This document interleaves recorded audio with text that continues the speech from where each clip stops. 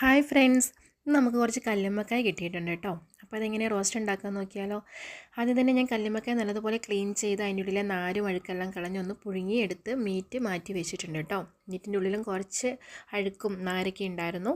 അത് നല്ലതുപോലെ ക്ലീൻ ചെയ്തെടുത്ത് വെച്ചിട്ടുണ്ട്. പിന്നെ നമുക്ക് വേണ്ടത് ഒരു തക്കാളി, ഒരു വലിയ സവാള, കുറച്ച് തേങ്ങാക്കൊത്ത്, കറിവേപ്പില, ഇഞ്ചിയും പച്ചമുളകും വെളുത്തുള്ളിയും ചെറിയുള്ളിയും ഒന്ന് ചതച്ച് വെച്ചത് വേണേ. പിന്നെ ചീഞ്ചട്ടി ചൂടായി കഴിയുമ്പോൾ വെളിച്ചെണ്ണ ഒഴിച്ച് സവാളയും നമ്മൾ ചതച്ച് വെച്ചിരിക്കുന്ന സാധനങ്ങളും കറിവേപ്പിലയും തേങ്ങാക്കൊത്തും കൂടെ ഇട്ട് നല്ലതുപോലെ ഒന്ന് വഴറ്റിയെടുക്കണം. അതിൻ്റെ കൂടെ തന്നെ ഞാൻ കുറച്ച് മഞ്ഞൾപ്പൊടിയും ഉപ്പും ഇട്ട് കൊടുക്കുന്നുണ്ട് കേട്ടോ. ഇതൊന്ന് വാടി വന്ന് കഴിയുമ്പം നമുക്ക് അതിനകത്തേക്ക് നമ്മൾ അരിഞ്ഞു വെച്ചിരിക്കുന്ന തക്കാളിയും കൂടെ ഇട്ട് കൊടുക്കാവേ.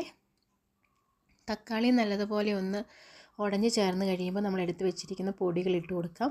ഞാനിവിടെ എടുത്ത് വെച്ചിരിക്കുന്നത് മീറ്റ് മസാലയും കുറച്ച് മല്ലിപ്പൊടിയും കാശ്മീരി മുളക് പൊടിയും കുരുമുളക് പൊടിയാണ് കേട്ടോ. പൊടികൾ ഇട്ട് കൊടുത്ത് പൊടികളുടെ പച്ചക്കുത്തെല്ലാം മാറിയതിന് ശേഷം നമ്മൾ എടുത്ത് വെച്ചിരിക്കുന്ന കല്ലുമ്മക്കായ നമുക്ക് അതിനകത്തേക്ക് ഇട്ട് കൊടുക്കാവേ.